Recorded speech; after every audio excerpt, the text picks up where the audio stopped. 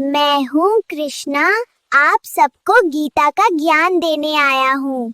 आज हम पढ़ेंगे भगवत गीता के पहले अध्याय का 37 और 38वां श्लोक। तक अर्जुन मुझसे लगातार प्रश्न कर रहा था और स्वयं को ही तोल रहा। उसके प्रश्न ये दिखाते हैं कि वो परिणामों को सोचकर उलझन में है। संजय अपनी दिव्य दृष्टि से ये सब देख रहे हैं और धृतराष्ट्र को बताते हैं, यद्यप्येतेन पश्यन्ति लोभोपाहत चेतयः कुलक्षाय कृतं दोषं मित्रद्रोहे च पाटकं कथं नाग्नेयमस्माभिः पापदस्मान् निवर्तितुं कुलक्षय कृतं दोषं प्रपश्यद्भिर्जनार्दन। अर्थात जो लोग लोभ में अंधे हैं उन्हें अपना पाप दिखाई नहीं देते। वे कुल नाश और मित्रों से द्रोह के दोष को भी नहीं समझ पाते। अर्जुन कहता है कि हमें इस पाप से दूर रहना आवश्यक है।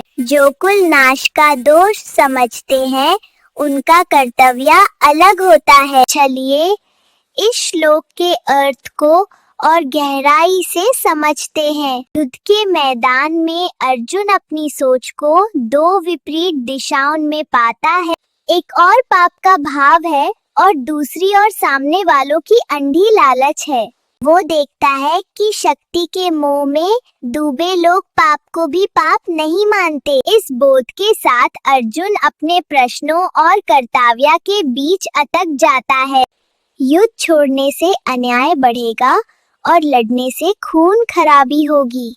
अब इस श्लोक को एक सरल उदाहरण से समझते हैं। ऐसे विद्यालय में कुछ विद्यार्थी गलत काम बिना शर्म के करते हैं और कुछ विद्यार्थी गलत को पहचान कर भी निर्णय लेने में हिचकते हैं। ये स्थिति उस विद्यार्थी की होती है जो सही जानते हुए भी उलझ जाता है। इस श्लोक से सीख मिलती है कि दोनों पक्षों को सोचना आवश्यक होता है। सिर्फ भावना नहीं बल्कि परिणाम और कर्तव्य भी समझना चाहिए।